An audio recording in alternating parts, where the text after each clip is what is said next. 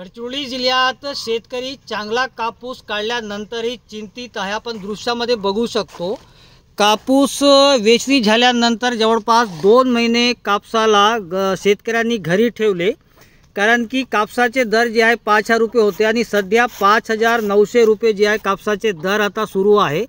आणि हे शेतकरी आता कापूस विकण्यासाठी काढलेले आहे, परंतु हे दरही कमी आहे, कारण की 1 एकरीमध्ये 10 ते 12 क्विंटल कापूस निघतो आणि कापसाचा दर मागच्या वर्षी 9,000 रुपये होता आणि 2 वर्षा अगोदर 12,000 रुपये होता, परंतु या वर्षी 5,900 रुपये असल्यामुळे या शेतकऱ्यांना एवढी मेहनत करूनही शेतकरी जे आहेत ते हवालदिल आहेत, कारण की याला लागवड जी आहे ते सर्वात जास्त होते।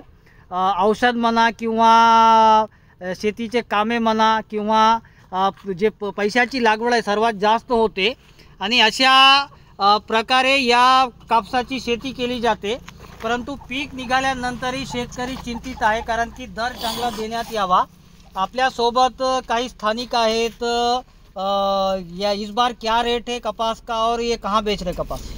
पिछली बार जो है 9,000 रेट था, इस बार 6,000 कुछ तो भी रेट यानी यहाँ पे कपास का है। गडचिरोली डिस्ट्रिक्ट पहली बात तो आदिवासी ज़िला है, यहाँ की इतनी बुरे हालात है, सरकार को इसके बारे में सोचना चाहिए, क्योंकि पिछली बार के दर से जो है 3,000 रुपये कम है।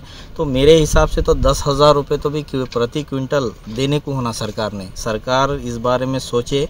गरीबों को 6 महीने मेहनत करने के बावजूद भी गरीबों को उसका मेहनत का फल नहीं मिलता। आपण बघू शकतो शेतकरी जे आहेत ते हवालदिल आहे, कारण की चांगली पीक निघाल्यानंतर सुद्धा शेतकरी जे आहेत ते कापसाचा दर केव्हा वाढेल, केव्हा हे कापूस विकू याच्या प्रतीक्षेत दुर्गम भागातील शेतकरी करीत आहेत। कॅमेरामॅन सोहेल पठाण सोबत मेमडी इरफान, TV9 गडचिरोली।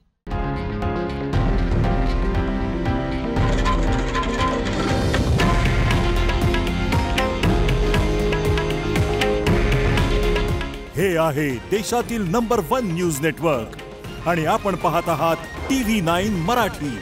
काळजी तुमची, हित महाराष्ट्राचं।